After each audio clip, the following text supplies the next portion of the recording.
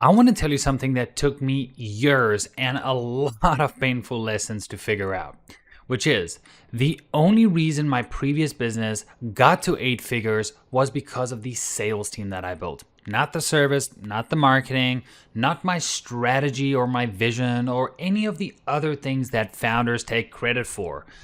The team. That was it. And building that team was the hardest, most consuming, and most frustrating thing I've ever had to do in business.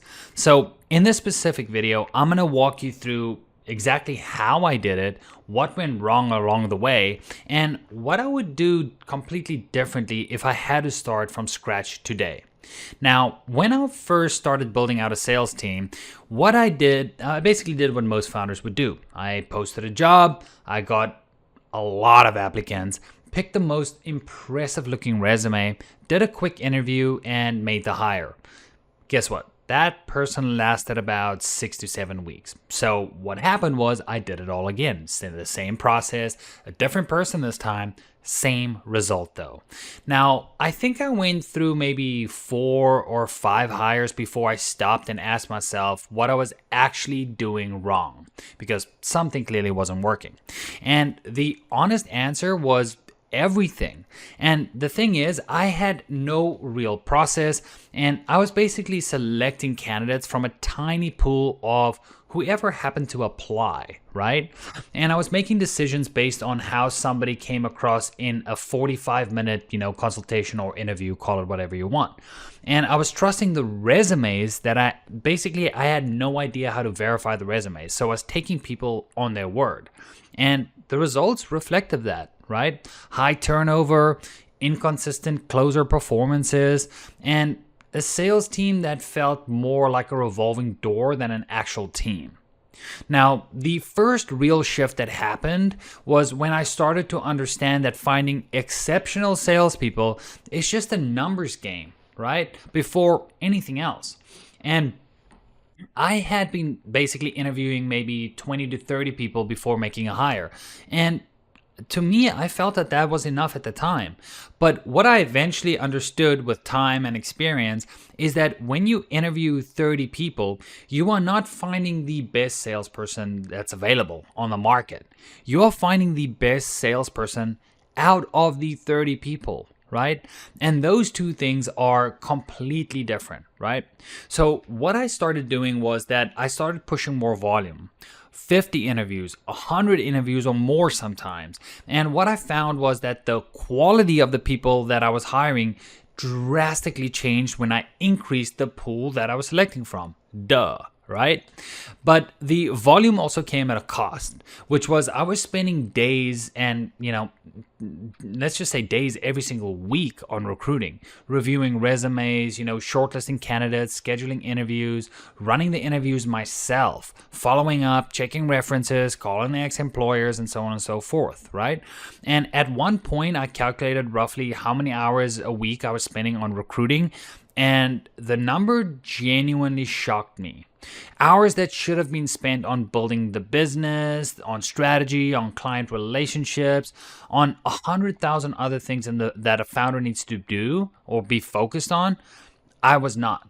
And essentially, the conclusion I came to was that I was essentially a full-time recruiter who also happened to be running a business on the side. And yes, I had partners in that business and which made things a ton easier, but I still had my responsibilities in the business that was slacking because I became so obsessed with building the best team. Now, the second big shift was learning that the interview almost, was the least important part of the hiring process when it comes to salespeople specifically. I want to say this, and emphasize this, that this is only for salespeople, right? And here is why. Salespeople are professionally trained to be persuasive, okay? They build rapport quickly, they handle objections naturally, and they know how to read a room and tell you exactly what you want to hear on an interview, right? Now, again, put that person in an interview, they are literally operating in their home environment, right? They are not going to be nervous. They are not going to be underprepared. They are selling themselves and they are going to be good at it, right? Now, I personally learned this the hard way after hiring people who interviewed brilliantly, right? And then just fell apart on the moment they got on a real call with a real prospect. So basically, what I did was that I built a vetting process that went far beyond the interview, because I sat there and I broke down exactly, okay, how do I actually get the very best salespeople, right? And this is what I found. First off, past call recordings became mandatory. I wanted to hear how they actually sounded on a call with a real customer or a real prospect, right? Not how they sounded when, they were trying to impress me on an interview, right? So what I started doing in addition to that is that I started calling their ex-employers directly, not just using them as a reference, but asking specific questions about things such as performance, how the prospect fit in with, or not the prospect, the candidate fit in with the company culture, and also the real reasons about why they left, right? Now, I basically started asking for verifiable financial proof of the results that the closer was claiming to represent, right? So I asked things such as pay stubs, commission statements, something that backed up the numbers on the resume, right? And here's the thing, if they don't want to do that, red flag, get rid of them immediately, because there is compelling research that backs this up, that basically suggests that the majority of people misrepresent themselves on job applications, right? And with salespeople specifically, given their skill set, they are particularly good at making that misrepresentation convincing. Wow, that was a mouthful. Now, what I started doing to counteract this is that I added in mock calls in the vetting process, right? Putting the candidates in a live sales scenario and watching how they handled pressure, objections, and basically the moment where a real customer would give them pushback, right? And every single layer that I added to this vetting process, right, produced a significant drop off of candidates, which is good, because the candidates who looked great on paper did not make it through call recordings that were basically staged, right? Candidates who interviewed well fell apart, right, when I basically asked them for the verification of the financials, right? Because some of them would just say, hey, I don't want to provide this information. Why not, right? If you're 100% confident that you did not lie on your resume, prove it, right? And here's the thing, the candidates who made it through every single layer were genuinely exceptional, right? And every single time they were great. And the third and final thing that I figured out, and this one took me the longest time, was that having the right people is only half of the equation. The environment that you put them in determines whether they stay or not. So basically, I had a philosophy in my sales team that I still believe in completely today, which is I fired my bottom 20% regularly, of salespeople specifically. And trust me, I did not enjoy it and I did not want to do it. I did this because I understood that one underperformer changes the energy of the entire team, right? Especially if you have a sales team of 10 people and under, right? They basically drag down the standard and they give the middle performers an excuse to stay average, right? And basically what happens is that you're sending a message to your top performers that mediocrity is tolerated, which it should never be tolerated, right? And when you consistently remove the bottom, right, and consistently raise the bar month after month, year after year, something interesting happens. And this is what I realized.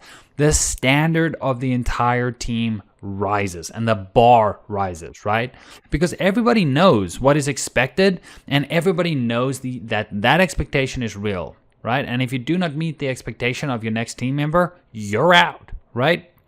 But at the end of the day, right, you have to do that sustainably, and you can never stop recruiting if that's the model that you're using, right? Because the moment you fire somebody, you need to have that next person aligned in your pipeline, right? Already lined up, trained in your pipeline. Because a gap in the team costs you revenue every single day, right? You have to make sure that the overlap is there correctly, And that's something that I did not do correctly once upon a time, which is why I'm coming on here and sharing it, right?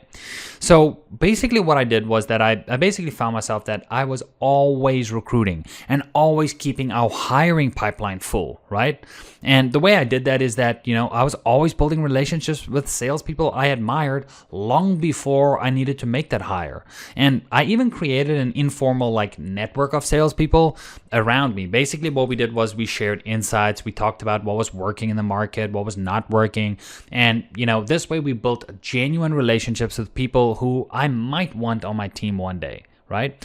Partially because, I genuinely enjoyed those conversations because I'm a salesperson at heart, but selfishly as well because I always wanted to know who was available and, who was exceptional before I even, needed to post a job, right? Now, if I had to start from scratch today with what I know now, here's what I would change. First off, I would never try to recruit salespeople on my own again. Not because I cannot do it, right? Quite the opposite. But because now I understand what it actually costs in time and energy, and not to mention the distraction from everything else that I was doing and that mattered in my business, right? For example, the hours that I spent on recruiting, right, was the hours that I was taking away from working out of on my job or on my business, right? Now, stuff like, strategy, relationships, visions, the work that only founders could do was starting to slack, right? Now, recruiting is important, but you need to do it so it does not require you, right? It requires somebody who is, exceptional at the process and has the network that you need, right?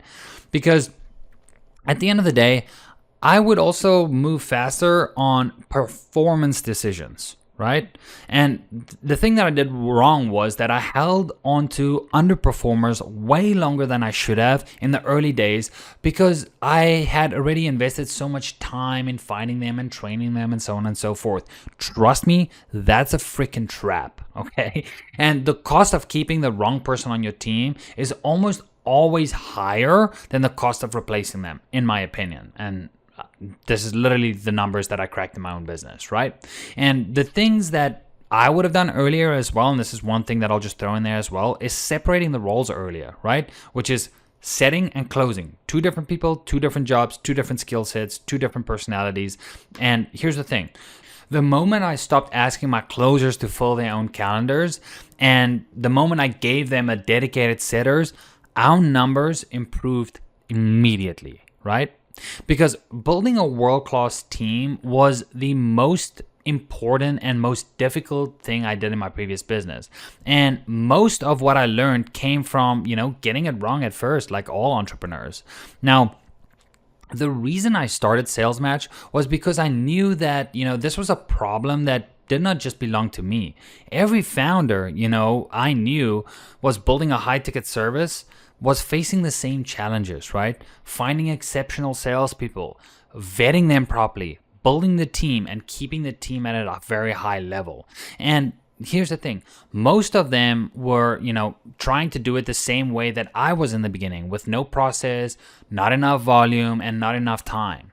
Now, if this is something that you're specifically working on in your business, give me a follow, right? This is all the stuff that I talk about. And if you want to work with me one-on-one personally, the link is in the description up above where, you can book a free consultation where we can look at your specific situation and give you an honest answer if we can help. So other than that, I hope to see you in the next video. Bye-bye.